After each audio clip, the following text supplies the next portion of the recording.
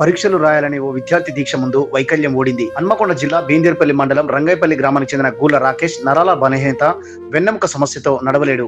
అయినా చదువుపై ఉన్న ఆసక్తితో ఇంటర్ మొదటి సంవత్సరం పరీక్షల్లో ఉత్తీర్ణత సాధించాడు. ఇప్పుడు ద్వితీయ సంవత్సరం పరీక్షలు రాసేందుకు తల్లిదండ్రులు లక్ష్మీ సమ్మయ్యల సహాయంతో ముల్కనూరులోని పరీక్ష కేంద్రానికి చేరుకుంటున్నాడు.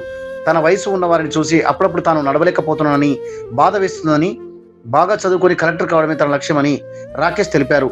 ఉన్నత చదువులు చదువుకోవడానికి ఎవరైనా దాతలు ఆర్థిక సాయం చేసి ఆదుకోవాలని కోరుతున్నాడు.